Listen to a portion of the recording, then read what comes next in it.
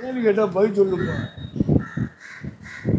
நான் வந்து இப்போ மெட்ராஸில் ஒரு 6 மாதம் ஐபிஎஸ்சி பைபிளாச்சு போயிருந்தேன்.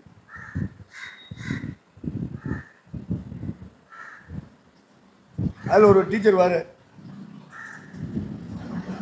ஒவ்வொரு பாடமும் இருக்கிறதுக்கு ஒவ்வொரு டீச்சர்.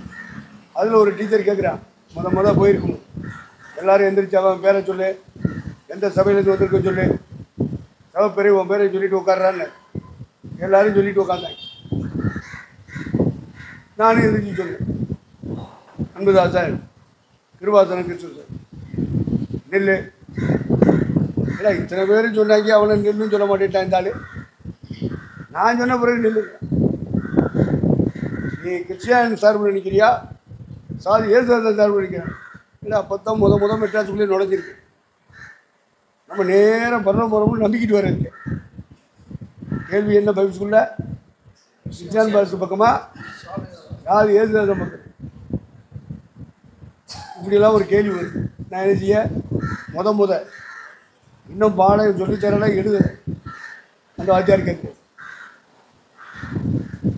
பாஸ்டர் கிறிஸ்டியன், அதான உண்மை, பாஸ்டர் கிறிஸ்டியன் ரைட் உட்காரு.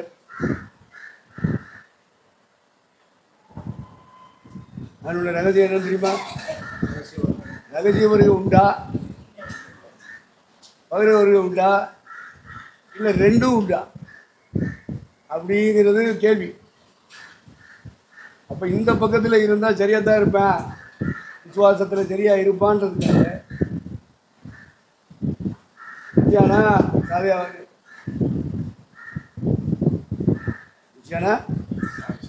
சொல்லுங்கப்பா, தூங்குறீங்களா? இந்த மயக்க தொண்டருக்கு உண்டு சொல்லிக்கிட்டு இருந்தீங்கன்னா தூக்கத்தின் ஆவி ஓடிடும். அதுக்காகத்தான் வாயை திறந்து பேசிக்கணும். வசனத்தின்படி அறிக்கை பண்ணிக்கிட்டே இருக்கணும். திருப்பி சொல்லி கொடுத்ததை திருப்பி சொல்லிக்கிட்டே இருந்தீங்கன்னா உன் மண்டையில் உட்காரு. இல்லைன்னா நோட்டில் எழுதிட்டு இருப்பா, மண்டையில் இருக்கு. அதனால திருப்பி பேசுங்கன்னு சொல்றீங்க. அறிக்கை பண்ணுகிறவன். நம்ம கூட்டத்துக்கு பேரே என்னது? அறிக்கை பண்றவங்க. ரிப்பீட் பண்ணணும்.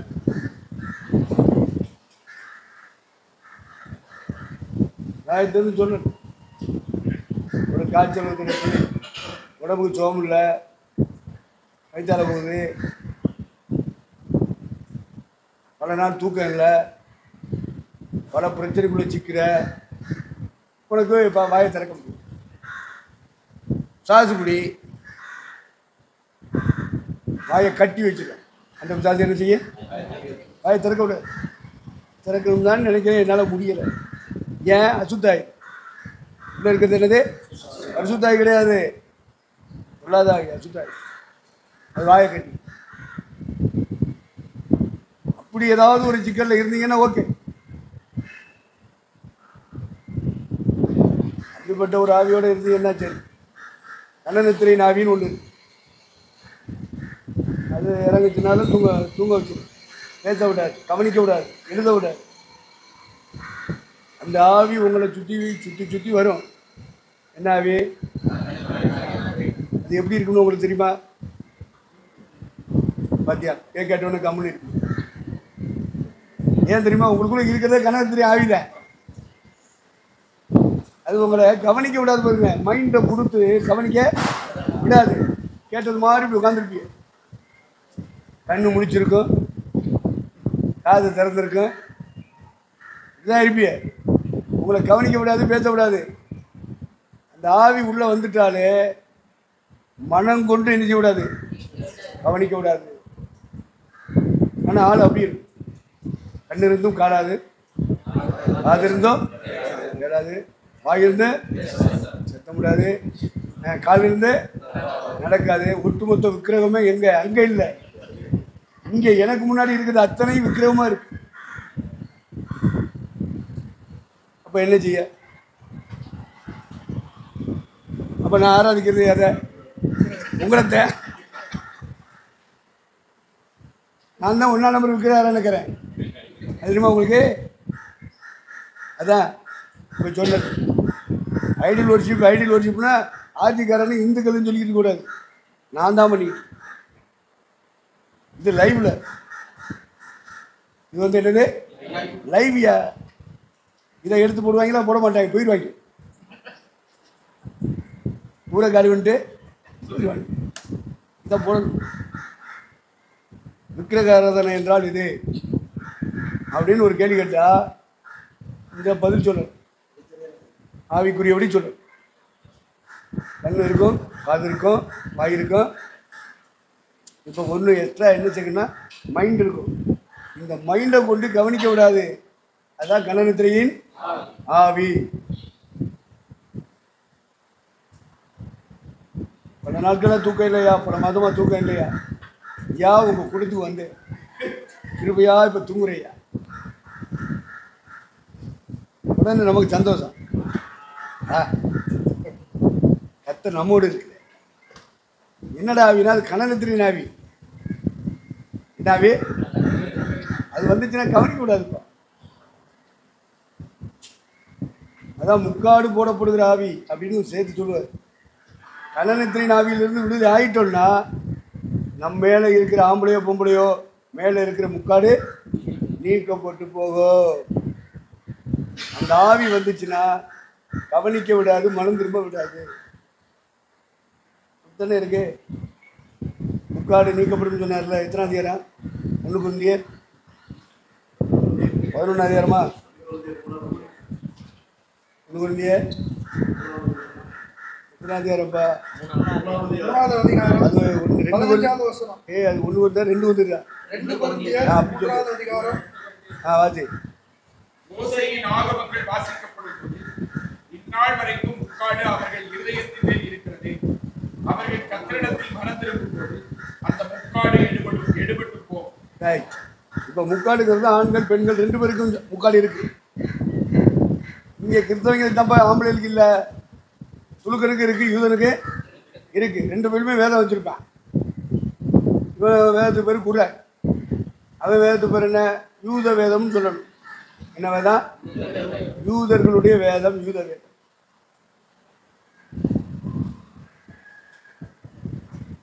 கிறிஸ்தவர்களுக்கு ஆம்பளை முக்காடு போட மாட்டேன், பொம்பளை மட்டும் முக்காடு போடுது.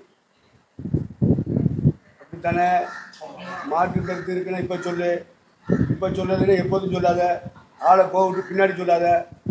உள்ளொன்று வைத்து புறமொன்று பேசாத. வாயில் இப்படி இருக்குன்னு சொன்னால் அதுக்கு பேர் கபடா. அதனால ஆண்டவர் சொன்னார், மாயக்காரனே ஐயோ அப்படின்னாரு. பைபிள் ஒழுங்காக பிடிக்கிறவங்க பார்த்தா சொன்னார், ஐயோ மாயக்காரராகி வேத பாரகரே, பரிசேயரே. வேத பாரகன்னா ஃபுல் பைபிள் தெரிஞ்சவன், அவன் தான் வேத பாரகன். அடுத்து பைபிள் தயாரித்து விற்கிறவன், அவன் தான் வேத பாரகன். பரிசேயன் யாரு? பரிசுத்தவா. யூத மக்கள் மத்தியில் யார் பரிசுத்தவா? பரிசேயன். சொல்லுங்க. பரிசேயனுக்கு இப்போ இன்னொரு பேர் என்ன? பரிசுத்தவா. அதான் பவுல் சொல்லுவான், பரிசேயரில் பிறந்த பரிசேயன். அப்போ அத்தனை யூத சமுதாயத்தில் இஸ்ரவேலர்கள் 12 கோத்திரத்தில் பரிசேயன் யாரோ அவன் தான் பரிசுத்தவன். கமாலியல் ஒரு பரிசுத்தவன், அவன் ஒரு பரிசேயன். நிக்கோதேமு பரிசேயன். அரிமத்தியா ஊரானாகிய சிமியோனா யோசேப், அவன் ஒரு பரிசேயன். இந்த 3 பொம்பளை அபிஷேகம் பண்ணார்கள்ல ஏசுனார். அதில் 2 பொம்பளைய அபிஷேகம் பண்ணது பாதத்தில் அபிஷேகம் பண்ணார்கள்ல, ஒருத்தி தலையில் அபிஷேகம் பண்ணார்ல.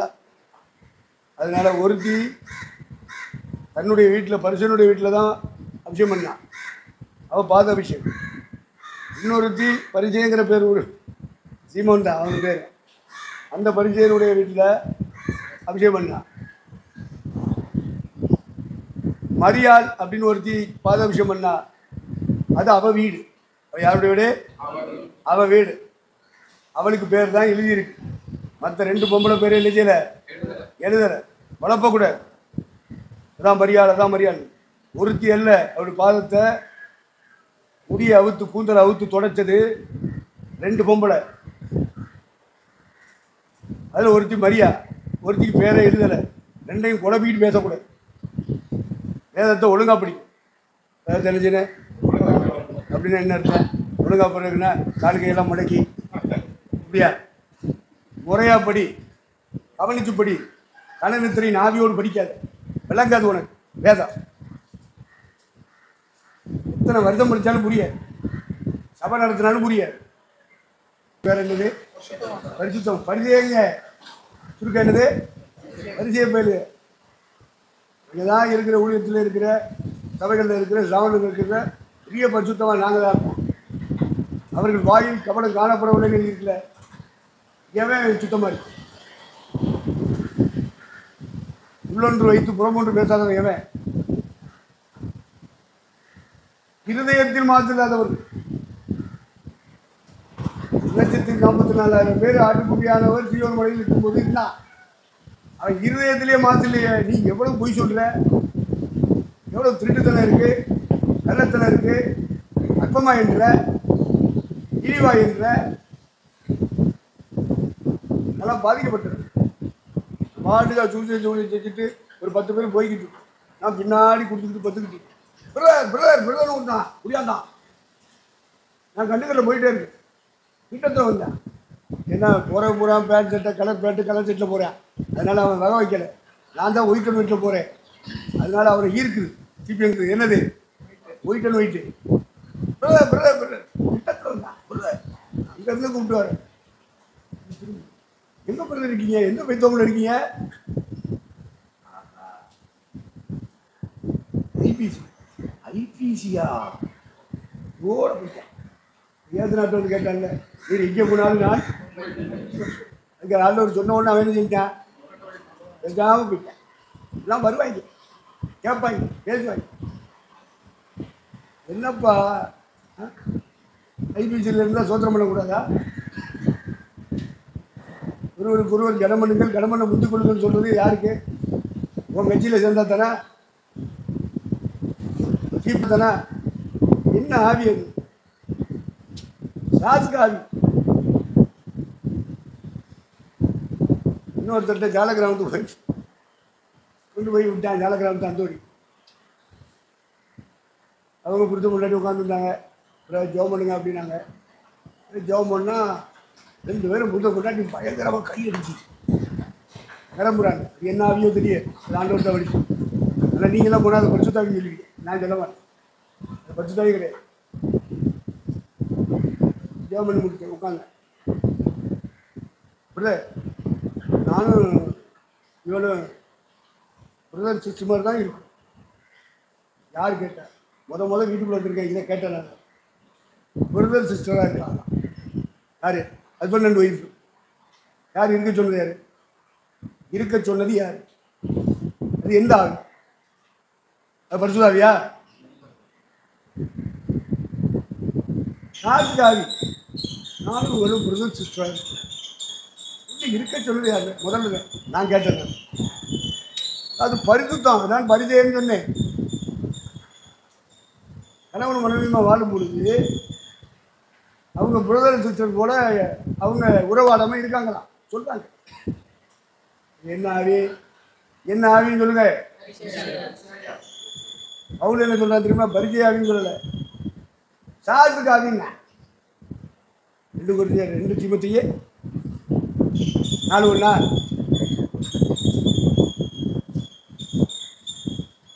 1 தீமோத்தேயு 4:1 என்ன இருக்கு? 4:1 2 வாசி. ஆவியானவர் வெளிப்படையாக சொல்லுகிறபடி இக்காலங்களிலே மனசாட்சியில் சூடுண்ட பொய்யருடைய மாயத்தினாலே சிலர் வஞ்சிக்கிற ஆவிகளுக்கும் பிசாசுகளின் உபதேசங்களுக்கும் செவி கொடுத்து விசுவாசத்தை விட்டு விலகி போவார்கள். விவாகம் பண்ணாதிருக்கவும் விசுவாசிகளும் சத்தியத்தை அறிந்தவர்களும் ஸ்தோத்திரத்தோட அனுபவிக்கும்படி தேவன் படைத்த போஜன பதார்த்தங்களை விளக்கவும் வேண்டும் என்று அந்த பொய்யை கட்டளையிடுவார்கள். அவ கூட பார்த்துக்கிங்க. அதனாலதான் எழுதினா இருந்தாரு, மாயக்காரனாகிய வேலை வரவனே, மாயக்காரனாகிய அதிசயனே உனக்கு ஐயோ.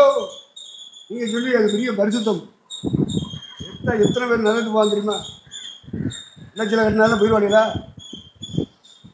சிஸ்டரா இருக்காங்களா? பிரதரா இருக்காங்க. என்ன நீங்க பெரிய சிஸ்டரு பிரதரு? நானாவது பரிசேயன்னு ரொம்ப அழகா சொல்றேன். அவங்க என்ன சொல்றான்? பொய்யர், வஞ்சிக்கிறாவி, விசுவாசி. என்ன சொல்லுவாங்கன்னா, உறவாடக்கூடாது. கணவன் மனைவியுமா இருந்தாலே உறவாடக்கூடாது. கல்யாணம் பண்ணக்கூடாது. ஏன்னா விவாகம் பண்ணாதிருக்கவும் அப்படின்னு அந்த பொய்யர் கட்டிடுவார்கள். விவாகம் பண்ணாதவன் தான் எங்கள் ஸ்தாபனத்தில் ஊழியம் செய்யணும், இந்த பொய்யர் கட்டிடுவார்கள். எல்லாம் வஞ்சிக்கிறாவி இல்லையா? சாசு உபதேசம் இல்லையா? உங்களுக்கு கண்டுபிடிக்க தெரியுமா? உங்களுக்கு கண்களை கத்த திறந்திருக்காரா? சாது பிடிச்சது அம்புட்டு உன்னத உபதேசம் இருக்கா? வாயில் கபடம் காணப்படவில்லையே. நீங்கள் தான் 1,44,000 பேரா? நீங்கள் தான் என்னென்னது தெரியுமா உங்களுக்கு? பாட்டி போறன்னு சொல்லி என்னென்னது யார் தான்? இவனும் அவத்தாலும் அப்பனு காசு என்ன பேசுகிறாங்க? இதுக்கு தான் பார்க்கணும்னு கேட்டுகிட்டே வரம்புள்ள இருக்கிற வரைக்கும் அவனை பார்க்க முடியும். ஒரு முறை பார்த்தேன், ஏற்ற முடியல. டக்குன்னு ரூமில் போயிட்டான். ராமநாதபுரம் இப்போ தூத்துக்குடி அடிச்சிருக்காங்க. உள்ளூரில் இருந்தால் பனிஷ்மெண்ட்டில் தான் அவனை தூக்கி இங்கே அடித்தாங்க. சென்ட்ரல் பார்ட்ஸ் பரமக்குடியில் அடித்தாங்க.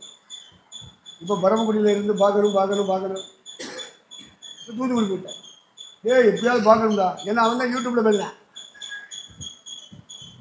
மற்ற ஜிபிஎங்காரங்க பேசுகிறதுலாம் ஒன்றும் இருக்கலை. இவன் தான் லீடிங்கில் இருக்கான். அதனால் அவன்கிட்ட கேட்கணும் அப்படின்னு யோசிச்சுட்டு இருக்கு. தூத்துக்குடி அப்பாயின்மெண்ட் வாங்கடா, விடக்கூடாது. அவங்க வாங்க அப்பாயின்மெண்ட்டு. ஜென்ரல் பார்ட்டாக இருந்தாலும் சரி, சீஃப் பார்ட்டாக இருந்தாலும். நாங்கள் ஏன் திருமணம் செய்வதில்லை அப்படின்றத விளக்கம் கொடுத்துருக்காங்க யூடியூப்பில். நான் நிறைய கேள்வி கேட்கணும். நான் போய் கைவிட தேவிட்டு ராஜாவையும் கேட்டேன். அது பாவம், உள்ள புத்தியா இருக்கு. அவங்கள கேட்கணும், தப்பிடுவாங்களா? இருந்து இலங்கை போனேன். இலங்கைக்கு அங்கே தானே ஆரம்பித்தாங்க சீக்கிரமே. நேராக இலங்கைக்கு அங்கே போய் உட்காந்து யாரா இங்கே பார்த்துட்டு தூக்கிட்டு வாங்க கொண்டா ஐயா உட்காருங்க சாயா கொடுங்க. இங்கே இந்த பார்த்தது வருவார். எப்போ வருவார்? எங்களுக்கு வேலையில்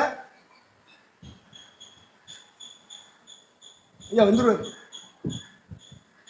நாங்கள் இந்தியாவிலேருந்து இலங்கைக்கு வந்துருக்கோம்யா. வர சொல்லு சார். அப்புறம் வந்து முதல்ல அவர் வெற்றிக்கப்பட்டாரான்னு கேட்கணுமா இல்லையா? இதுக்கப்புறம் தான் நான் பேச முடியும், பதில் சொல்ல முடியும். வெற்றிக்கப்படாதவங்களாம் உட்காந்துட்டு ஏன்ட்ட கேள்வி வச்சுருந்தா அப்படி? அது அவசியமா? எனக்கு வெற்றிக்கப்பட்டவன் என்கிட்ட கேள்வி, கடவுளுடைய சந்திப்பை பெற்றவன் என்கிட்ட கேள்வி.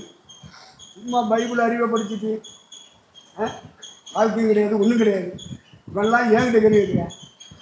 அப்போ இன்னொன்று யோசிச்சு பாருங்க, வாழ்க்கையை பேசுவோம். எந்த அளவுக்கு வசனத்தோடு நம்முடைய வாழ்க்கையை செஞ்சுருக்கோ அதை மட்டும் பேசுவோம். பைபிளை பேசுகிற நிறைய ஊழியக்காரர் இருக்கா உலகத்தில், அவன் பேசிட்டு போட்டு. நீங்கள் நான் எத்தனை வசனம் நம்ம வாழ்க்கையிலேயே நிறைவேற்றிருக்கோமோ அந்த வசனத்தை மட்டும் மக்களுக்கு சொல்லிக் கொடுப்போம். வாழ்க்கையில் இல்லாத எதுன்னு சொல்லணும்.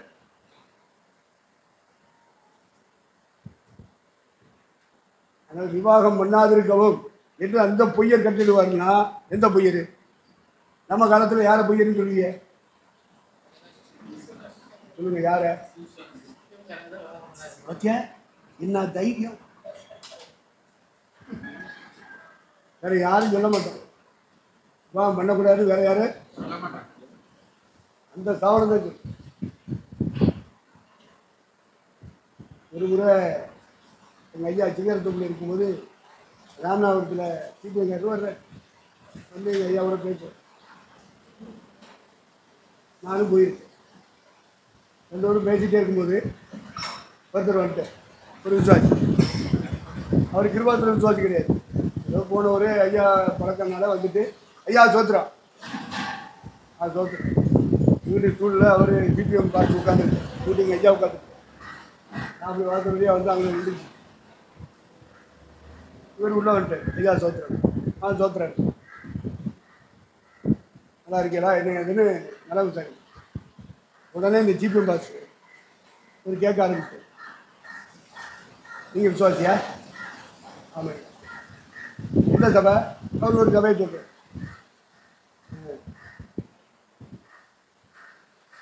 உங்கள் பார்த்து கல்யாணம் முடிச்சுக்கிறா? நீங்கள் கல்யாணம் முடிச்சிருக்கீங்களா? அவருக்கு பிள்ளைகள் இருக்கா? உங்களுக்கு பிள்ளைகள் இருக்கா? நீங்கள் என்ன வேலை பார்க்குறீங்க? உங்கள் பாட்டு என்ன வேலை பார்க்குறாரு? எங்கள் பாட்டு போதிக்கிறவர். உங்களுக்கு வருமானம் வருதா? வேலை பார்த்தோட வருமானம் வருதா? ஆமாம். உங்கள் பாட்டுக்கு எவ்வளோ வரும் மாதத்துக்கு? சுமார் இப்படி கேள்வி கேட்டுட்டு சொல்கிறான், உனக்கும் உங்கள் பாட்டுக்கு என்னென்ன வித்தியாசம் அப்படின்னு கேட்டேன். உனக்கும் உங்கள் பாட்டுக்கு என்ன வித்தியாசம் சொல்லு. அவனுக்கு சொல்ல தெரியும். அதனால் பரலோகத்துக்கு போகணும்னா இப்படியெல்லாம் போகணும். அதனால் நீ படிக்க வேண்டியது அப்படின்ற மாதிரி சில விஷயத்தை சொல்கிறேன். அப்புறம் கொஞ்சம் நேரம் எங்கள் ஐயாவும் அவன் போயிட்டான். எங்கள் ஐயாவும் பாசும் பேசினாங்க. பேசி முடித்த உடனே சீக்கிரம் பாசும் போயிட்டேன். இப்போ எங்கள் ஐயா யாருன்னு உட்கார வச்சு பேசுகிறேன். அப்பா என்னப்பா சீக்கிரம் உடைய கதைங்க இப்படி கேட்குறாங்க? அவங்களுக்கு என்னென்னா கல்யாணம் முடிக்காமல் இருக்கேன்னு அதான் பரிசு தான். அதுக்கு தான் இப்போ உங்களுக்கு வதனத்து காமிச்சேன். நான் இதையெல்லாம் சந்தித்தவன், நேருக்கு நேரம் இப்போ உரையாடினவன், கேள்வி கேட்டவன். அதான் பாரு, விவாகம் பண்ணாது தான் பரிசுத்தம்னா இப்படி இப்படி விவாகம் பண்ணக்கூடாதுங்கிற ஒரு கொள்கையை கொண்டு வந்துட்டாலே நீ யாரு? பொய்ய வஞ்சிக்கிற ஆவி உள்ளவன், பரிசுத்தாவி கிடையாது.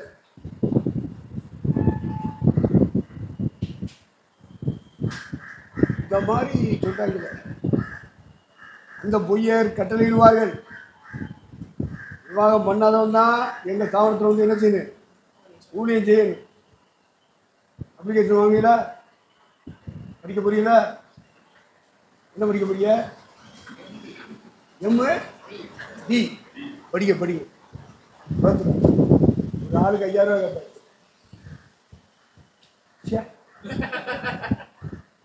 என்ன சிரிப்பு? தெய்வீக சிரிப்பு. இப்போ அவங்க என்ன சொல்லி கொடுக்குறாங்க? விவாகம் பண்ணக்கூடாது அப்படிங்கிறத அப்ளிகேஷனை வாங்கி என்ன செய்யணும்? ஃபுல்லாக பண்ணி கொடுக்கும்.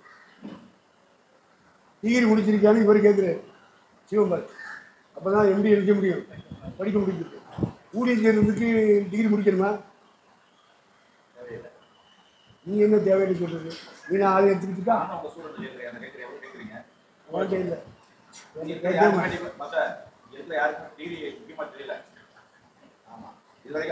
கொடுக்கவே இல்லை. யாரையும் நாட் இன்ட்ரெஸ்ட், யாருக்குமே விரும்பல. சும்மா எல்லாம் இருக்குமா உடைக்கணும்னா நிறைய உடைக்கலாம்.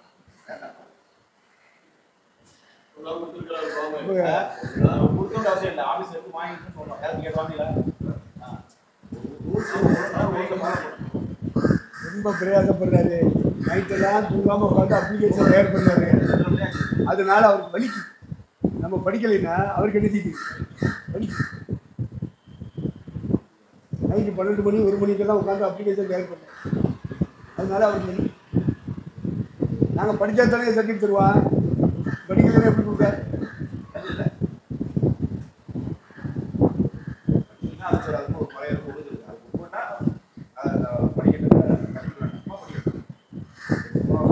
சரி, இவற்றை படிக்கிறதுக்கு நம்ம டிகிரி சர்டிஃபிகேட் கொடுக்கணும்னு சொல்றாரு. ஊழியம் செய்யறதுக்கு டிகிரி சர்டிஃபிகேட் கொடுக்கணுமா? அவங்க அப்ளிகேஷன்ல கையெழுத்து போடு, கல்யாணம் பண்ண மாட்டேன்னு கையெழுத்து போடு, டிகிரி முடிச்சிருக்கேன்னு சொல்லி சர்டிஃபிகேட்டோட இருந்தீங்க கையெழுத்து போடு அப்படி சொல்றாங்க. எங்க ஐயா பேசுறாரு, என்னடா இப்படி சொல்றாங்க சிக்கம் பாட்டு மாதிரி. ஏன் ஊழியக்காரனுக்கு கல்யாணம் முடிச்சவருக்கு அழைப்பு இருக்காதா? தரிசனம் இருக்காதா? ஆத்ம பாரம் இருக்காதா? என்ன கேள்வி கேட்கிறாங்க?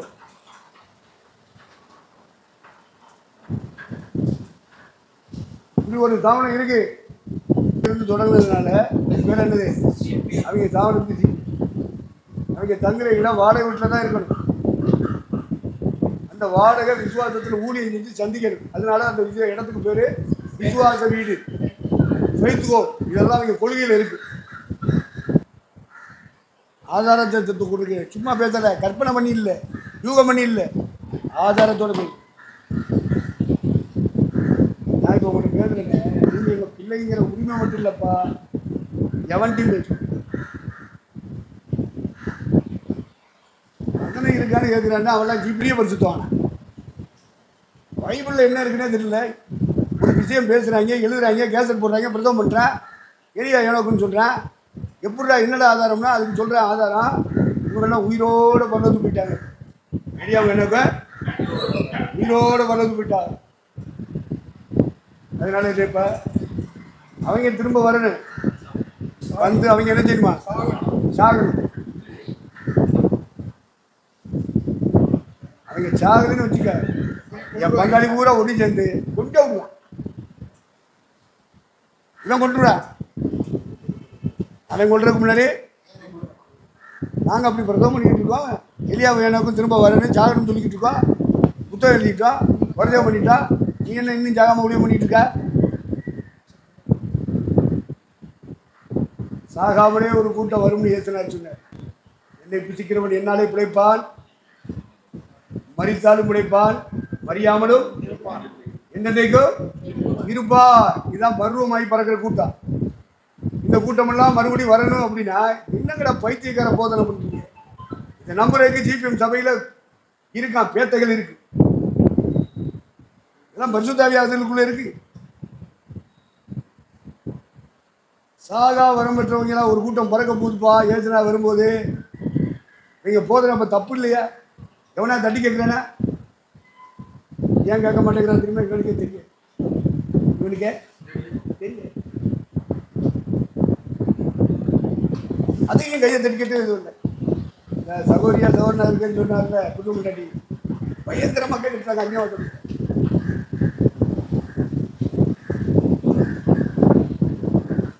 என்ன இதுதான் வசன ஆதாரத்தோடு சொல்லிட்டேன். இதெல்லாம் பொருளாதாரம் கணனத்தினார் ஊழியக்காரங்க குடும்பமாக ஊழியத்துக்கு அர்ப்பணித்து வருது பிள்ளையே. இதில் ரெண்டா பிரிச்சு,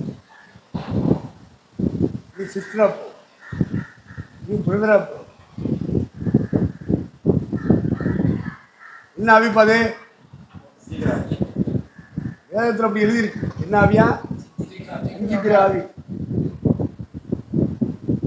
ஏயின் ஆவின்னு எழுதியிருக்கு. சாட்சிகளின் ஆவிகளுக்கு அந்த வார்த்தையை திரும்ப வாசிங்க.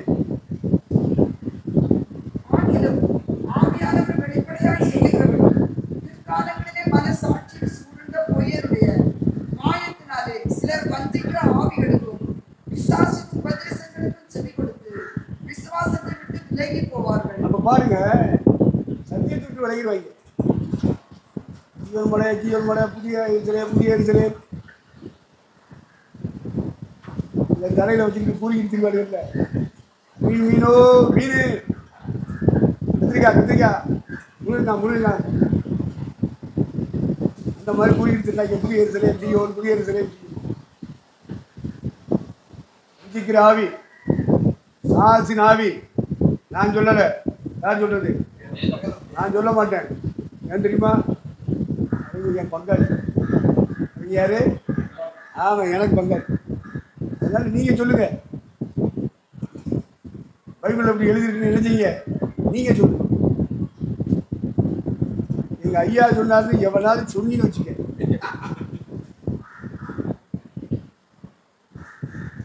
அப்புறம் பொறுத்திருந்து பாரு.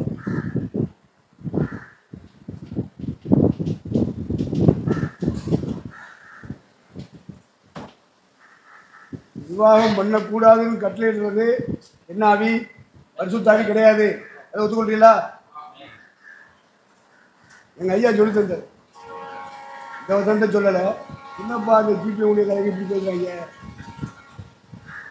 உலகத்தில் இருக்கிற ஸ்தாபனங்கள்லையே நல்லா புரிஞ்சுக்கிறேன்னு ஒரே ஒரு ஸ்தாபனம் தான் கல்யாணம் முடித்தவனையும் சேர்த்து நடத்துது, கல்யாணம் முடிக்காதவனையும் சேர்த்து நடத்துது. அப்படி ஒரு ஸ்தாபனத்தை நீங்கள் தேடினாங்க. எங்கே வந்து நிற்பிய? எங்கே வந்து நிற்பிய? தான் கிறிஸ்துவ சபை.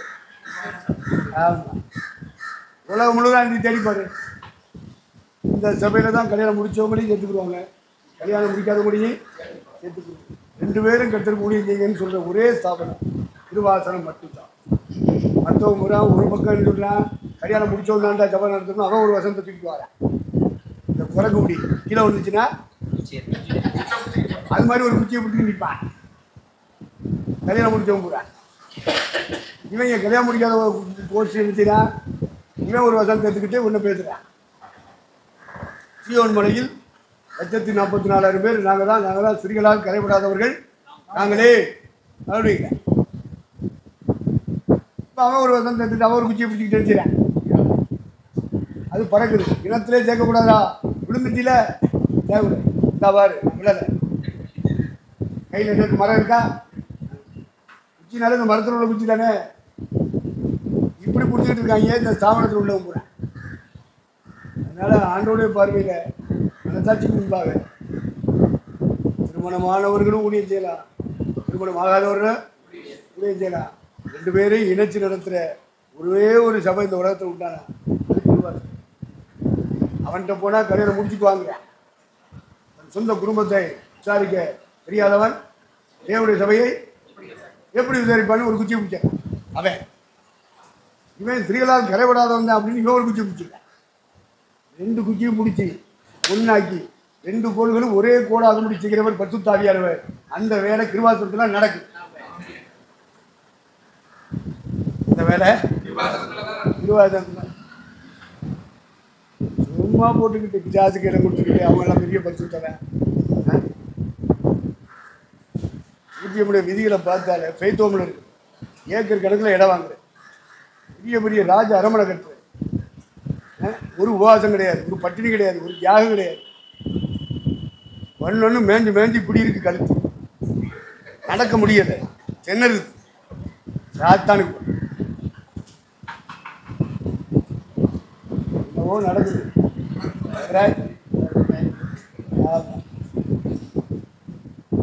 எல்லாம் புரிஞ்சுக்கிறீங்க. நான் மண்டையை போட்டாலும் நீங்கள் தெளிவாக இருக்கு. அதுதான் இந்த வசனங்கள்லாம் உங்களுக்கு எடுத்து தாரேன். வசனத்தை பிடிச்சிக்கு ஏமாந்துறாரு. சாத்தான் நிறைய பெரிய பெரிய பரிசுத்தவான்லாம் ஏமாத்திட்டான். துருபதேச கும்பலை மாற்றிட்டான். நீங்கள் ஏமாந்துடாதீங்க. நடுநிலையோடு நீங்கள் கர்த்தருடைய வேத வாக்கியங்களை பகிர்ந்து கொடுப்பீங்க.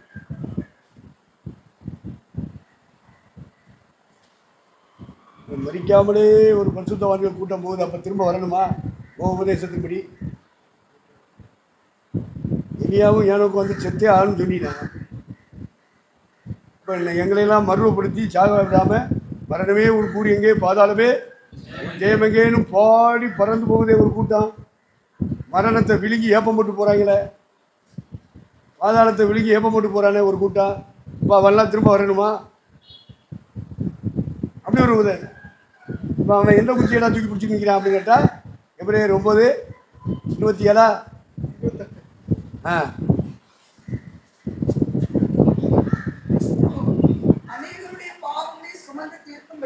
அது 28 27 அன்றையும் ஒரே தரம் மறிப்பதும் பின்பு நியாயத்தீர்ப்படைவதும் மனுஷருக்கு நியமிக்கப்பட்டிருக்கிறபடியே. இதான் இந்த குச்சியை தூக்கி பிடிச்சிடுவான். இந்த குரங்கு குட்டி குரங்க விட்டு கீழே விழுந்த உடனே டக்குன்னு ஒரு குச்சியை பிடிச்சிட்டு தெரிஞ்சுது அப்படிங்கிறது பற்றில என்னையா உதயம் பண்ணுறாங்க? என்ன புத்தகம் எழுதுறேன்?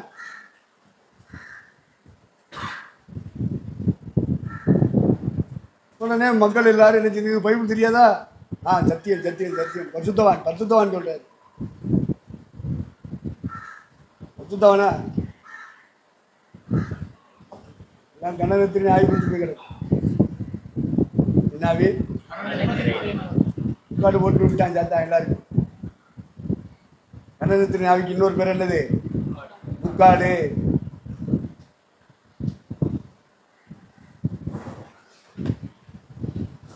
அதனால பிசாசின் ஆவி இப்படிலாம் போதிக்கும். கல்யாணம் பண்ணாதேன்னு போதிக்குது. என்ன யாச்சுட்டு ஆனவன் தான் ஊழியம் செய்யணும். இப்போ மற்றவங்க எல்லாம் அடிமை மாதிரி வேலை செய்யணும். மற்றவங்களாம் என்ன செய்யணும், படிக்காதவங்க எல்லாரும் என்ன செய்யணும், துணியத்துக்கு வா. ஆனால் நாங்கள் சொல்கிற வேலையை செஞ்சுக்கிட்டு நீ பாஸ் ஆக முடியாது, நீ சர்ச்சை நடத்த முடியாது, இப்படி வச்சுக்கிறாங்க. இப்போ என்ன செய்ய, ஏன் படிக்காதவன் வரக்கூடாதா, ஏன் படிக்காதவன் முதல்வராக இருக்கக்கூடாதா தமிழ்நாட்டில்? காமராஜர் படித்தவரா? அவர் தான் ஆதிக இல்லது அனுபவ ஞானம் உள்ளவர். காமராஜர் ஐயா தான் அனுபவ ஞானம். நாட்டை ஆள்றதுக்கே இப்படி இருக்க கடவுள் கிருபையாக உள்ள வயத்திலே நீ பிஏ பிஎஸ்சி முடித்தா தாப்பா உனக்கு முதல்வர் பதவி. அப்படின்னா எப்படி? அது மாதிரி சில ஸ்தாபனங்களில் படித்தா தான் ஊழியன்னு சொல்கிறான், கல்யாணம் முடிக்காட்டா தான் ஊழியங்கிறான். சில ஸ்தாபனங்களை கல்யாணம் முடித்தா தான் ஊழியங்கிறேன். நம்ம ஆண்டோடைய அழைப்பை முக்கியப்படுத்துகிறோம், அபிஷேகத்தை முக்கியப்படுத்துகிறோம், அர்ப்பணிப்பை முக்கியப்படுத்துகிறோம். நீ கல்யாணம் முடியாம போ, ஆண்டவர் ஒன்று அழைச்சிருக்காரா, ஆண்டவருடைய அபிஷேகம் மேலே இருக்கா, நீ கடவுளுக்காக வாழும்படி அர்ப்பணிச்சிருக்கியா, இதைத்தானே நம்ம கேட்குறோம்.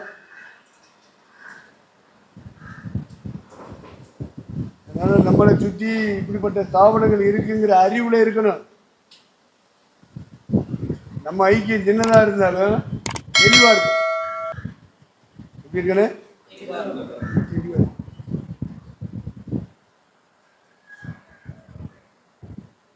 ஒரு கௌரவம் தான் நிர்வாகம். கல்யாணம் முடிக்காமல் இருக்கிறவங்களுக்கு ஆசீர்வாதம்லாம் ஆண்டவர் சொல்லியிருக்காருல. கல்யாணம் முடிக்காமல் இருக்கிறவங்களுக்கு எங்கே இருக்கு? அவன் ஒரு குச்சியை பிடிச்சிட்டு வரான், அந்த உடையக்காரன் பதனை இல்லாமல் இருக்காது. ஏதாவது ஒரு குச்சியை பிடிச்சிக்கிட்டு இந்த குறை குட்டி கீழே விழுந்துட்டா குச்சியை பிடிச்சிக்கிட்டு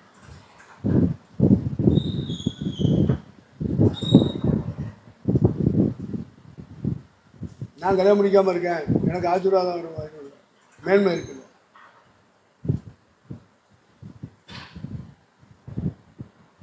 உன்னை யார் கல்யாணம் முடிக்க வேண்டாம்னு சொல்லு, இங்கே வா சொல்லு. முதல்ல நான் அவனை பார்க்குறேன். கல்யாணம் முடிக்க வேண்டாம்னு சொன்னவன் யாரு? நமக்கு பார்த்தேன். ஏன்னா இவர் நமக்கு சப்போர்ட் பண்ணுவாருன்னா நம்மகிட்ட வந்தது.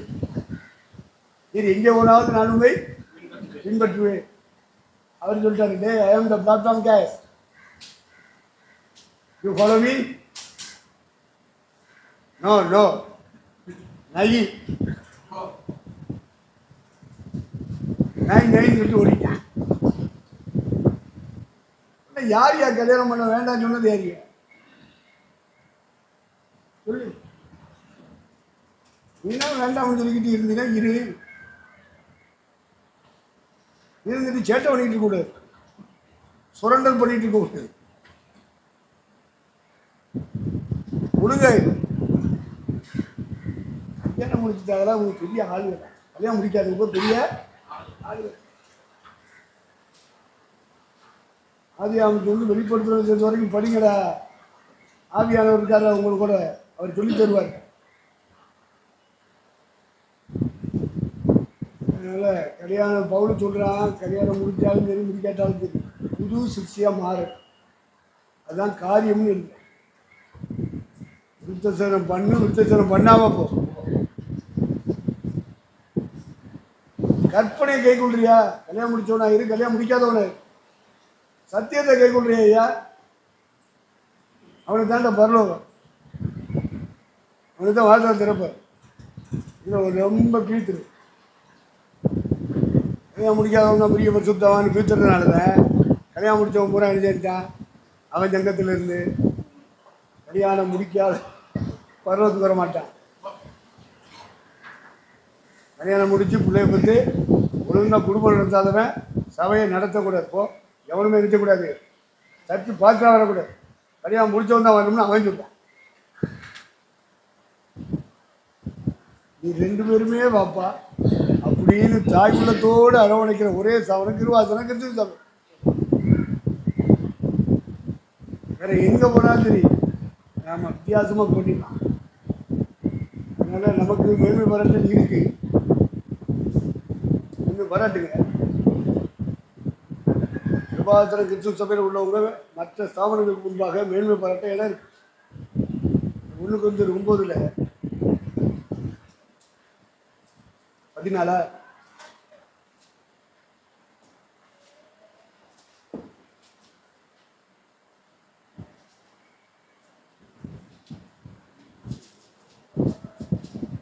16 17 வாசிங்க. சுவிசேஷத்தை நான் பிரசங்கித்து வந்தேன், மேன்மை பாராட்ட எனக்கு இடமில்லை, அது என் மேல் விழுந்த கடமையாய் இருக்கிறது.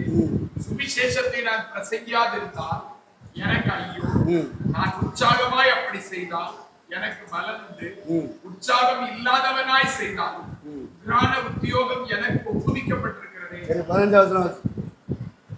அப்படி இருந்தும் நான் இவைகளில் ஒன்றையும் அனுபவிக்கவில்லை. இப்படி எனக்கு நடக்க வேண்டும் என்று இவைகளை நான் எழுதுகிறதும் இல்லை. என் மேன்மை பாராட்டலை ஒருவன் அபத்தமாக்குகிறதை பார்க்கிறேன், சாகிறது எனக்கு நலமாய். கிருபாசன கிறிஸ்துவ சபையில ஒரு ஸ்தாபனம் இருக்குப்பா இந்தியாவில். அதுக்கு ஒரு தனி மேன்மை பாராட்டல் இருக்கு. என்னடா மேன்மை பாராட்டல் அப்படின்னா, திருமணம் ஆனவங்களும் ஊழியம் செய்யலாம், திருமணம் ஆகாதவங்களும் ஊழியம் செய்யலாம்னு சொல்ற ஒரே ஸ்தாபனம் கிருபாசன கிறிஸ்துவ. மற்ற ஸ்தாபனத்தில் அந்த ஒழுங்கு இல்லை. பவுல் கல்யாணம் முடிச்சவங்களையும் வச்சு ஊழியம் செஞ்சான், கல்யாணம் முடிக்காதவங்களையும் வச்சு ஊழியம் செஞ்சான். இதைத்தான் எங்கள் குரு சொல்லி தந்தார்.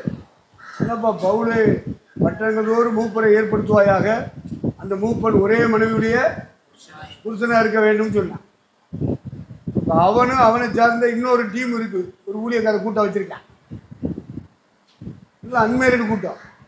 அப்போ இவங்களும் சேர்ந்து தான் என்ன செஞ்சாங்க, திருச்சபையை கட்டினாங்க, ஊழியத்தை செஞ்சாங்க. இந்த அறிவு மற்ற ஸ்தாபனங்களுக்கு இல்லை, உருவாக்கத்துக்குள்ள தான் அந்த அறிவு இருக்கு.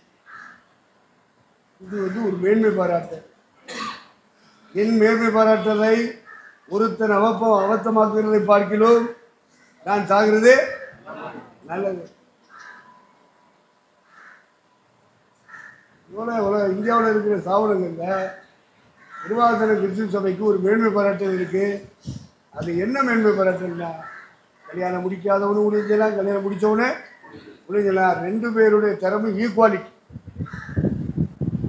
அப்படின்னு சொல்ற ஒரே ஸ்தாபனம் கிருபாசனம். அதனால கிருபாசனத்தை மேன்மைப்படுத்தி பேசுவதற்கு, நமக்கு பாராட்டி பேசுவதற்கு ஒரு வாய்ப்பு இருக்கு. ஆனால் மற்ற ஸ்தாபனத்தில் பெரிய பரிசுத்தமானோட கொஞ்சம் பேசினா சொல்லிடுங்க, நீங்கள் கல்யாணம் முடிக்காதவங்களை சேர்த்து ஊழியம் செய்வீங்களா, நீங்கள் கல்யாணம் முடித்தவங்களை சேர்த்து ஊழியம் செய்வீங்களா, மாட்டோம்னு நான் சொல்லுவேன். 2 பார்ட்டி நம்மளும் சொல்லிடணும், நாங்கள் உங்களோடு சேர மாட்டோம், உங்களை எங்களோடு சேர்க்கவும் மாட்டோம் அப்படின்னு சொல்லி. இதெல்லாம் கேள்விகளுக்கு பதிலுப்பா. இதெல்லாம் உங்களுக்கு தெரிஞ்சிருக்கணும், ஏனோ தானே இருக்கக்கூடாது. நம்ம ஒரு ஸ்தாபனத்தில் இருக்கோம், அது மேன்மை பாராட்டக்கூடிய இடத்துல தான் இருக்கு அந்த ஸ்தாபனம். அவன்கிட்ட வேற ஒழுங்கு இருந்துச்சுன்னா நம்மகிட்ட இந்த ஒழுங்கு இருக்குல்ல, இந்த ஒழுங்கு அவன்கிட்ட இல்லையே, அவன் என்னதான் பேசினார், சாசுகளால இருக்கான். பவுல் சொல்றான், அவங்க எல்லாம் பிசாசு உபதேசம் வச்சிருக்காங்க அப்படிங்கிறானா இல்லையா. கல்யாணம் கட்ட வேண்டாம்னு சொன்னானா அது பிசாசு உபதேசம், கல்யாணம் கட்டித்தான் தீரணும்னு சொன்னானா அது பிசாசு உபதேசம். கல்யாணம் கட்டினாலும் சரி, கல்யாணம் கட்டாட்டாலும் சரி, சத்தியத்தை கை கொள்ளுன்னு சொல்றது தான் சத்திய உபதேசம், பரிசுத்த வேண்டும். இதை இதில் நம்ம தெளிவாக சரியா. இப்போ நான் சொன்னதில்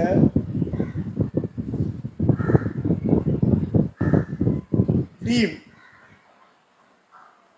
பவுல் என்ன செஞ்சான், ஒரு டீம். பவுல் கல்யாணம் முடிக்காதவன் அப்படிங்கிறது ஏன் கருத்து, ஐயா உங்கள் கருத்தாக இருக்கட்டும் அப்படின்னு சொல்லிட்டு போகக்கூடாது. நான் இதை பேசிக்கிட்டு இருக்கும்போது இல்லை அவன் கல்யாணம் முடிச்சான்னு நீ சொன்னீங்கன்னா என் கூட இருக்கக்கூடாது, தனியாக போய் இருந்துடலாம். இந்த கருத்தை பேசிட்டே இருக்கேன். என்னுடைய கருத்து, எனக்கு கிடைச்ச வசனம் வெளிச்சம் பவுல் என்ன செய்யலை ஐயானா 9:5 ஒன்று இப்போ வாசித்த 1 குருந்தியர்ல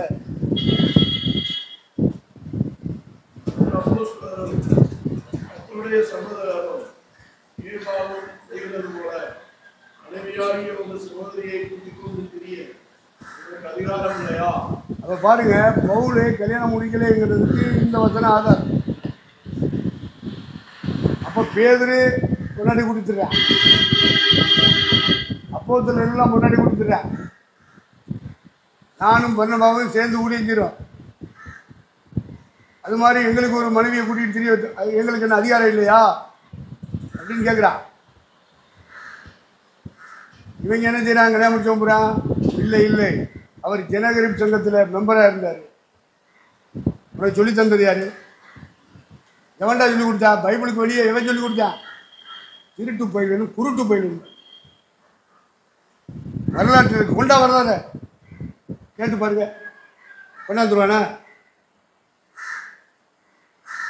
குறுக்கு வழியில் வாழ்வை தேடிக்கும் திருட்டு உலகமடா, கொள்ளையடிப்பதில் வல்லமை காட்டும் திருட்டு உலகமடா. எல்லா பயிலும் கூட்டு பயிலா இருக்கும். வெளியான முடிக்கலைங்கிறதுக்கு ஆதாரமான வசனங்கள் இருக்கு. இவங்க வரலாற்றில் இருக்கான். வரலாற்றுனா கொண்டா, வரலாற்றை கொண்டு யாரு அவன் கல்யாணம் முடிச்சான்னா எத்தனை பொண்டாட்டி வச்சுருந்தான்? யூதை எத்தனை பொண்டாட்டி வச்சுக்கலான்னு ஒரு ஒழுங்கு இருக்கு. வச்சுக்க பிறகு முன்னாடி எத்தனை பொண்டாட்டி வச்சுருந்தேன்? எத்தனை பிள்ளை பார்த்தேன்? எந்த பிள்ளைய அடுத்த ஜெனரேஷனை பாஸ்டனை உருவாக்குனேன்? நீர் வாங்கிடாதீங்க, நீர் வாங்கிடா வச்சு என்ன கேள்வி கேட்க ஆரம்பிக்க.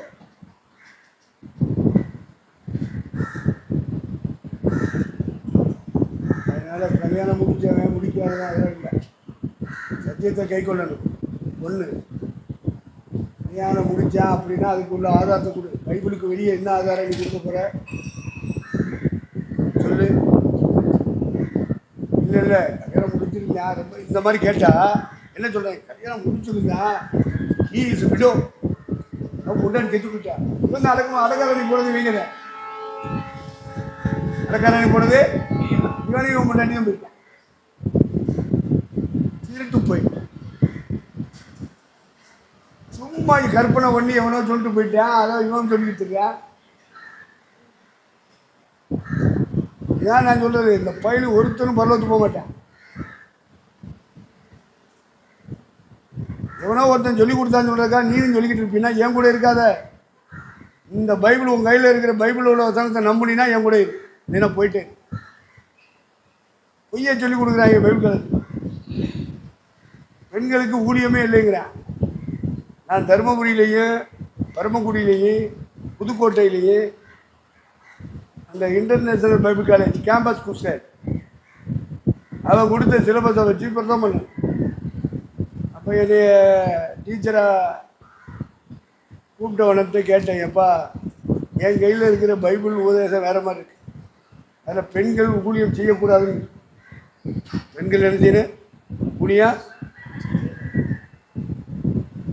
அது அகில உலக பைபிள் காலேஜ். அவன் இப்படி எழுதியிருக்க, நான் இப்படி வாத்தியாரா வர? நான் பைபிள் உள்ளதை விசுவாசிக்கிறேன். நீ கொடுக்குற சிலபஸ் பிடிக்கும், பைபிளுக்கு மாறா பேசு. ஓ சிலபஸ் நான் பைபிளில் உள்ளதை படி பேசவா? எப்படிப்பா ஓ சிலபஸ் இப்படி தான் பேசணுமா? அவன் சொன்னான், ஐயா பைபிளில் உள்ளபடியும் பேசுங்க, இந்த சிலபஸ் படிலாம் நீங்கள் சொல்லணும்னு அவசியம் இல்லை, நீங்கள் வந்தால் போதும்ட்டேன். நீங்கள் இங்கே இருந்து வாரம் வாரம் நான் போகணும். சனியார் வந்து கூட்டம் அனுப்பிட்டு ஞாயிற்றுக்கிழமையே புறப்பட்டு திரும்பூரி போகும். அப்படி போய் ஒரு மாதம் டீச்சிங் பண்ணேன். பெண்களுக்கு ஊழியம் இருக்குன்னு நான் பேசுவேன். அகில உலகமும் பெண்களுக்கு ஊழியம் இல்லைன்னு பேசுகிறேன். அதுக்கு அவன் ஆதாரம் கொண்டு வரேன். ஏன் ஆதாரம் அப்படி இல்லை, பெண்களுக்கு ஊழியம் இருக்குங்கிறது தான் நான் ஆதாரப்படுறேன். எனக்கு பேசுறதுக்கு சுதந்திரம் இல்லைன்னா நான் வரல. பைபிளை பேசுறதுக்கு இன்டர்நேஷனல் பைபிள் காலேஜே பைபிளுக்கு எதிராக பேசிக்கிட்டு இருக்காங்கன்னா அப்புறம் எப்படி? உங்களை சுற்றி இருக்கிற ஸ்தாபனங்களில் கல்யாணம் முடிக்கலான்னு ஒரு ஸ்தாபனம் சொல்கிறான், கல்யாணம் முடிக்கலாம் வேண்டான்னு ஒரு ஸ்தாபனம் சொல்கிறான். அது சாதுக்குன்னு உபதேசம், இஞ்சிக்கிற உபதேசம், ஏழை விசுவாசிகளை ஏமாத்துற உபதேசம். இதெல்லாம் நீங்கள் புரிஞ்சுக்கிட்டு தான் ஊழியம் செய்யணும். விளங்காமல் ஊழியம் செய்யக்கூடாது, விளங்கி தான் செய்யணும். பவுல் ஜனகரின் சங்கத்தில் இருந்தான்னு எவன் சொன்னா சொல்லு, அந்த புத்தகத்தை கொண்டா, ஏமாத்தாத. சங்கத்தில் கமாலியை போல பெரிய ஆளுகள்லாம் இருக்காங்க. கமாலியலை போல ஆமாம். இப்போ பெரிய ஆளுகள் வந்து நியாயப்பிரமாணத்துக்கு விரோதமாக கிறிஸ்தவ கூட்டம் எழும்புது. நியாயப்பிரமாணம் சொல்லுது பொம்பளையில கோயிலுக்குள்ள விடக்கூடாது. ஆத்தாளாக இருந்தாலும் சரி, அப்பத்தாளாக இருந்தாலும், ஆட்சியாக இருந்தாலும், பொண்டாட்டியாக இருந்தாலும் சரி, மகளாக இருந்தாலும் சரி, மருமகளாக இருந்தாலும் சரி, கோயிலுக்குள்ளே நினைச்சக்கூடாது, விடக்கூடாது. அதுதான் நியாயப்பிரமாணம். இந்த நியாயப்பிரமாணத்தின்படி குற்றம் சாட்டப்படாதவன் பவுல்.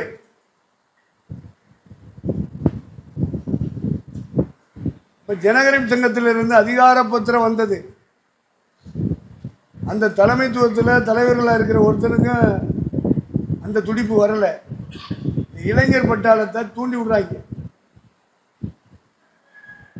அதனால அவங்க கொடுத்த அதிகாரத்தை பயன்படுத்தி உச்சநீதிமன்றம் கொடுத்த தீர்ப்பின் அடிப்படையில் நான் வந்து கிறிஸ்தவர்களை துன்பப்படுத்துகிறேன், பிள்ளையிலேயே சொல்கிறவன், சோத்திரம் பண்ணுறவன், கூடி கூடி ஜெபம் பண்ணுறவன், இதை பூரா அடித்து நொறுக்கி காரியங்களை குழப்பமாக உண்டாக்குறது சவுல். சவுல் என்னப்பட்ட வாலிபன் சீறி பாய்ந்தான். யார் மேலே சீர்ந்தான்? எந்த ஊத்துக்காரி மேலே. அப்போ சீறி பாயும்போது அவன் எந்த கோஷ்டில் இருக்கான்? இது வெந்த கோஷ்டி, அது வெந்தய கோஷ்டி. சவுல் என்னப்பட்ட வாலிபன் சீறி அவனுக்கு கொடுத்த அந்த தைரியத்தை கொடுத்தது ஜனகரின் சங்கம்.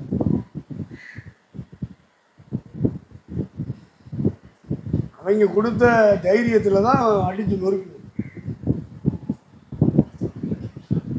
அவன் ஜனகரின் சங்கத்தில் மெம்பர்ஷிப் கிடையாது. அப்படின்னா தான் அவனே சொல்லியிருப்பான்ல. அவன் வாழ்க்கையை புட்டு புட்டு சொல்லிட்டு வர்றானா இல்லையா? சொல்கிறானா இல்லையா? ஊழியத்துக்கு முன்னே உள்ள வாழ்க்கையும் வருஷப்படுத்துகிறான், ஊழியத்துக்கு வந்ததுக்கு பின்னாடி உள்ள சம்பவங்களையும் நிகழ்ச்சிகளையும் என்ன செய்கிறான்? வருவப்படுத்துகிறான். நான் ஜனகரின் சங்கத்தில் நான் முக்கிய மெம்பராக இருந்தேன்னு சொன்னான வாயிலிருந்து. கல்யாணம் முடிக்காதவன் சொல்கிறேன், கல்யாணம் முடித்தவனை தாழ்த்து கொடுக்குறேன்னா அதுக்கு இவனுக்கு ஒரு கல்யாணத்தை போடுறதா, தாலியை கட்டுறதா இவனுக்கு கிறுக்கு போய். என்ன டேவிட்டு தூக்கம் வருதா? நான் இதை போடும்போதே நீ தூங்குறீங்க. இதுக்கு மேலே எவன் கிழிப்பேன்? ஒருத்தரும் கிழிக்க மாட்டேன். அதனால் இதெல்லாம் உங்களை சுற்றி வரும் கேள்விகளுக்கு சரியான பதிலை நீங்கள் சொல்லணும். குழப்பமான பதிலை சொல்லக்கூடாது. தெரியாமல் சொல்லிட்டு போயிட்டாங்க முன்னாடி போனவங்க, அந்த பதிலை கையில் வச்சுக்கிட்டு என்ன செய்யக்கூடாது?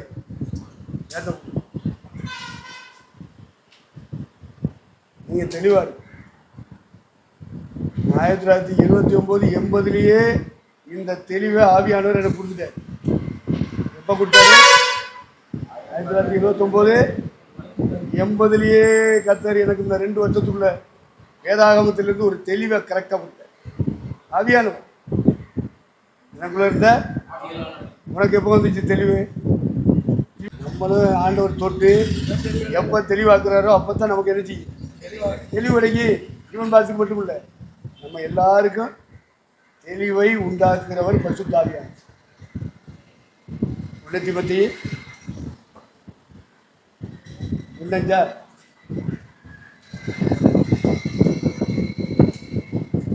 அன்பும் பலமும் தெரிந்த புத்தியுள்ள ஆவியையே தந்திருக்கிறார் அப்படிங்கிறது எத்தனாவது வசனம்? 2 தீமோத்தேயு 1:7 வாசிக்க. தீமோத்தேயுவுக்கு பயமுள்ள ஆவியை கொடாமல் பலமும் அன்பும் தெளிந்த புத்தியுமுள்ள ஆவியையே கொடுத்திருக்கிறார். பாத்தீங்களா? தெளிவு எப்பயா உண்டாகுது? பரிசுத்தாவி பெற்ற உடனே வந்துடாது. சீவன் சொல்ற மாதிரி டைம் ஆகும். வேதாகமத்தை குறித்த தெளிவு, சபையை குறித்த தெளிவு, ஊழியங்களை குறித்த தெளிவு, வரங்களை குறித்த தெளிவு, தரிசனங்களை குறித்த தெளிவு, சொப்பனங்களை குறித்த தெளிவு பரிசுத்தாவி பெற்ற உடனே வந்துரு. அதனாலதான் சீவன் பார்த்து சொல்லிட்டாரு, இது ஒரு பெரிய ரகசியம் சொல்லிட்டாரு. ரைட், சப்ஜெக்ட் நல்லா கொண்டீங்க. பவுல் அப்போஸ்தலன் திருமணமானவரா இல்லையா என்பதற்கு விளக்கம் தந்துகிட்டே இருக்கு. ஆதாரவத்தனங்களை தந்துட்டே இருக்கு. அதை நீங்க புரிஞ்சுக்கணும். என் மேன்மை பாராட்டலை அவத்தமாக்குறதை பார்க்கிறோம், சாகிறது நல்லதுன்னு சொல்றான்னா, ஒன்று அன்மையிட்ட கொண்டு வரான், ரெண்டாவது காணிக்க தசமாவத்தை பற்றி அதிகமாக பேச மாட்டான், காணிக்க பாட்டு பாட மாட்டான், யாராவது கொடுத்தாங்கன்னா வாங்கிக்கிடுவான் சோத்திரம் பண்ணி. இதெல்லாம் அவனுடைய வாழ்க்கையில் என்னது? மேன்மை. சொல்லுங்கப்பா. இதுபோல உங்க எல்லாருக்கும் தனித்தனி தகுதி இருக்கும், மேன்மை பாராட்டல் இருக்கும். அதை நீங்க மேன்மை பாராட்டு தான் செய்வீங்க, மேன்மையாக தான் பேசுவீங்க, தப்பு கிடையாது. ஆனால் அவங்களுடைய மேன்மை பாராட்டல் இயேசுநாதருடைய வாழ்க்கைக்கு உள்ளே இருக்கு. இயேசுநாதருடைய வாழ்க்கைக்கு உள்ளே இருக்கு. இயேசுநாதருடைய வாழ்க்கைக்கு வெளியே நீங்கள் எந்த மேன்மை பாராட்டல் வச்சாலும் அது வஞ்சிக்கிறார், அது ஜாதினார். கிறிஸ்துவுக்குள்ள சில காரியங்களை ஒரு சிலர் தியாகம் பண்ணல, ஒருத்தன் தியாகம் பண்ணல. அது மேன்மையா மேன்மை இல்லையா? தியாகம் பண்ணாதவனை பார்க்கணும், தியாகம் பண்றவன் இப்படி இப்படி எடுங்க, இப்படித்தான் எடுக்கணுமே. எல்லாமே இதெல்லாம் கொள்கையும் அல்ல, கோட்பாடு அல்ல. கொள்கையா கொண்டு வந்தா அது பிசாசுக்கு உபதேசம். அதை கொள்கையா கொண்டு வராத, உபதேசமா கொண்டு வராத, சட்டமா கொண்டு வராத. கொண்டு வந்தீங்கன்னா அது வந்து பிசாசு.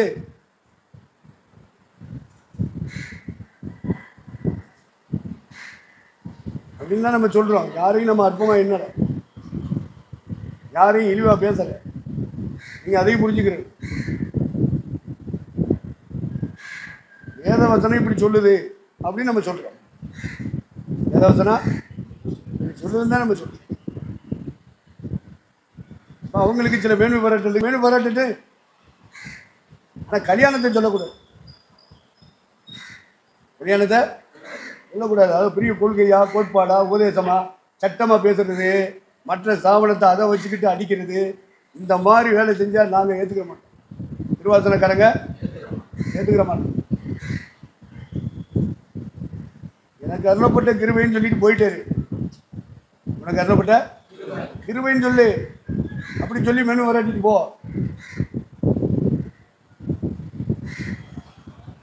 எல்லாரும் அப்படித்தான் செய்யணும்னு சொன்னீங்கன்னா நாங்கள் ஏற்றுக்கிற மாட்டோம். திருவாசனா அந்த உபதேசத்தை ஏற்றுக்கிறேன். ஏன்னா கல்யாணம் விசேஷம் இல்லைன்னு சத்தியம். கல்யாணம் கட்டாததும் விசேஷம் இல்லை, கல்யாணம் கட்டினாலே விசேஷம் இல்லை. ரெண்டு வகையிலும் சத்தியத்தை என்ன செய்யணும்? கை கொள்ளணுப்பா. புது சிருஷ்டியே காரியம். நம்ம மர்வமாகி மனசுல என்ன செய்யணும்? மர்வமாயிட்டே இருக்கு, மனம் புதுதாகிட்டே இருக்கு.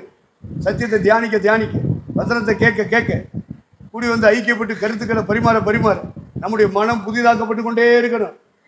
பழைய நிலையில பிடிச்சிட்டு நிற்க கூடாது, மனம் திரும்பிடும். அதுதான் நம்ம பரலோகத்துக்கு வழி நடத்தும். பரிசுத்தாவி சந்தோஷமா நம்மகிட்ட தங்கியிருப்பார். அதனால தெளிவா இருக்கு. ரெண்டு பேரையும் நாங்கள் ஏற்றுக்கிறோம் ஐயா, ரெண்டு பேரும் எங்களை ஏற்றுக்கிறோங்க ஐயா. நாங்கள் ரெண்டு பேரையும் நினைச்சிடறோம், ஏற்றுக்கிறோம். நீங்கள் ரெண்டு பேரும் நினைச்சிருங்க, எங்களை ஏற்றுக்கிறோம்.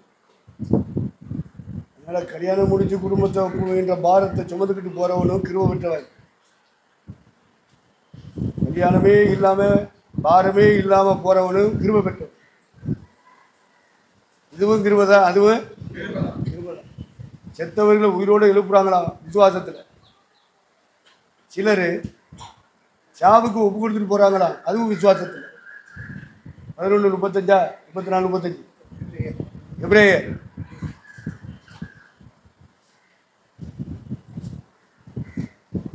நீங்கள் சாக கொடுத்த தங்களுடையவர்களை உயிரோடு எழுந்திருக்க பெற்றார்கள்.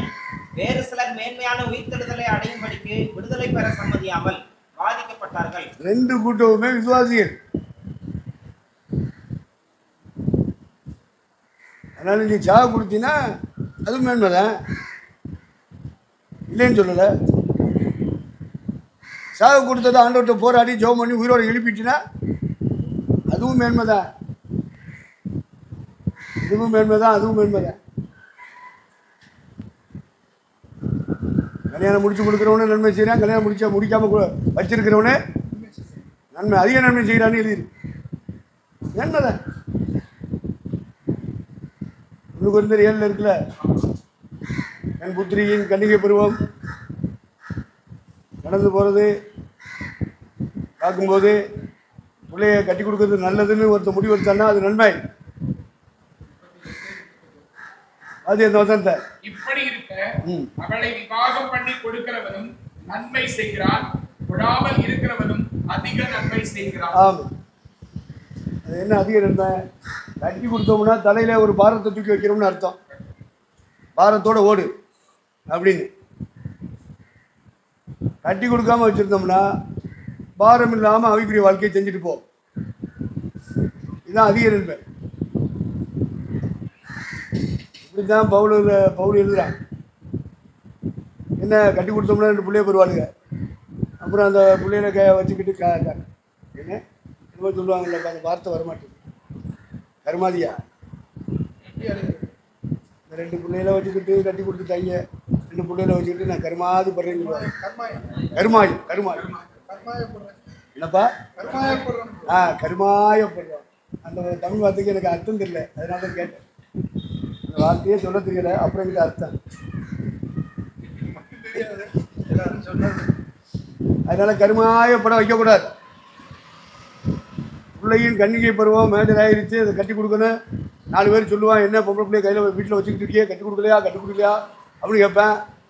இந்த நிந்தைக்கு தப்புன்னு கல்யாணம் முடிச்சு கொடுத்துட்டா வீட்டில் பிள்ளை இருக்காது, இன்னொருத்தர் விட்டு பிள்ளையா போயிரு, இப்போ பாரம் குறைச்சிரு. இதுக்காக என்ன பண்ணுவாங்க? கல்யாணம் பண்ணி கொடுப்பான், கொடு, நன்மை செய்கிறாய்.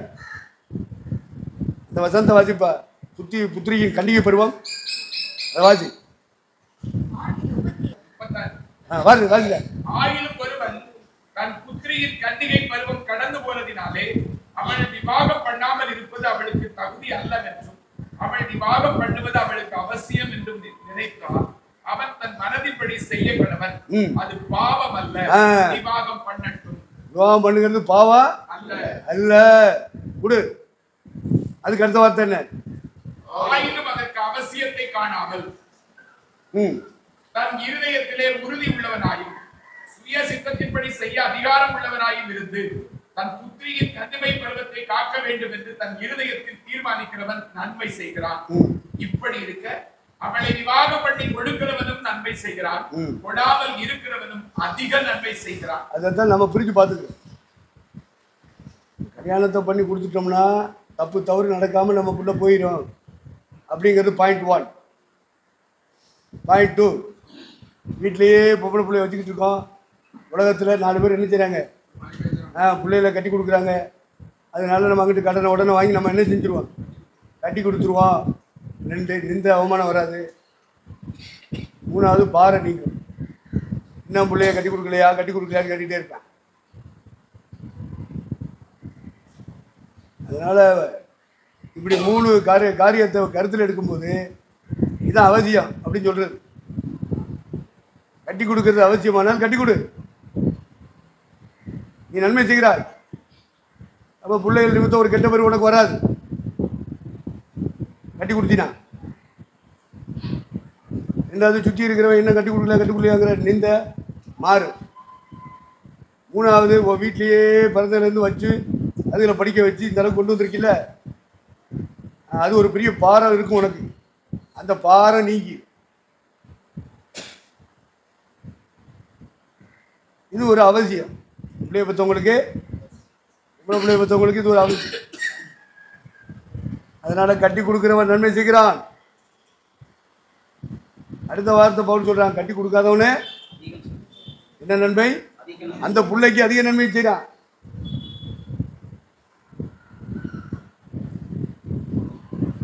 நன்மை அதிக நன்மைன்னு நீங்க பிரிச்சு படிக்கணும். இப்படியே கரங்கனே செய்யணும், பிரிச்சு படிக்கணும்.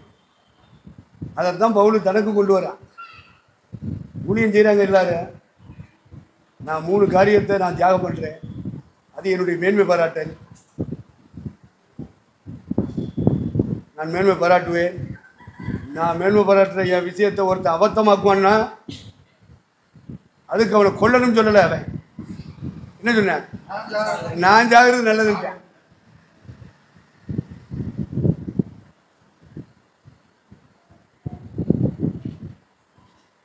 அந்த மாதிரி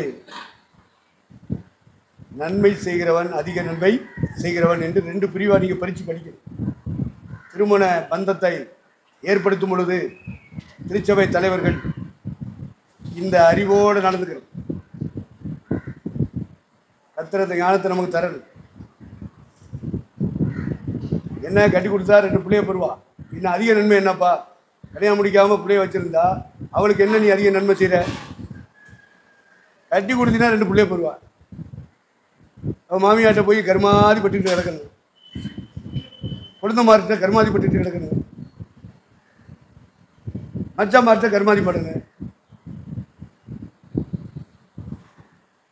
அவங்க ஒன்றை சொல்லுவாங்க, இவங்க ஒன்றை சொல்லுவாங்க, வீட்டுக்கு போகணுன்னு சொல்லுவாங்க அவங்க. நீ வந்தால் புருஷனோட வான்னு அவங்க சொல்லுவாங்க, பெற்றவங்களும் சொல்லுவாங்க, மற்றவங்களும் சொல்லுவாங்க. எல்லாத்தையும் தூக்கி சுமக்கணும் முடியல. இப்படி அந்த புள்ள 2 பிள்ளைகளை வச்சுக்கிட்டு கருமாதி பட்டு கருமாயம்.